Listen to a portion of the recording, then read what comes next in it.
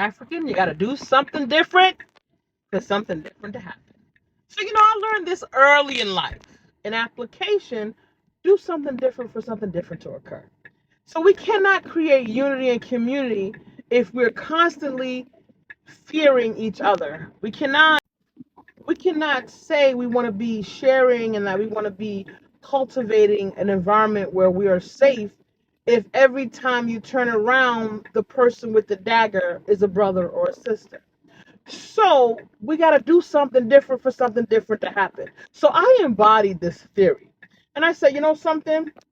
I'm going to be trustworthy. I'm going to build an individual despite my circumstances, situations, and I have no different than no other African living in a society, stolen Africans in America, right? Or diasporic Africans who have had certain circumstances to work through the same circumstances that everybody else has to work through. But I decided that I was going to build community and unity. I was going to ensure that when you look to your left or your right and you see me, you see safety.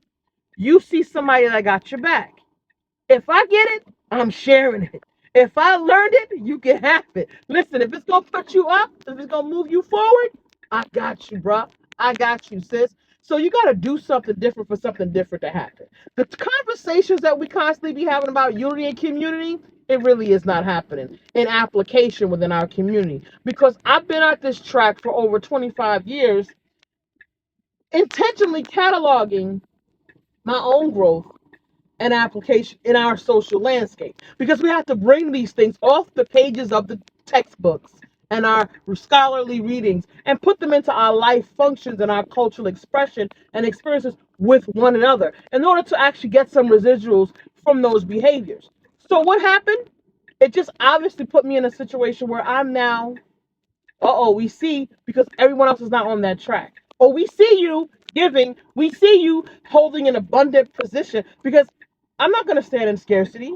So because I don't stand in scarcity, I'm constantly saying, hey, come on, here's some for you because I don't stand in scarcity. So you got to do something different for something different to happen. But what happened with the eyes around? Because everybody else is not on that track, they're in scarcity mode. They're in hoard mode. They're in backup mode. They're in defense mode. And they're holding the dagger.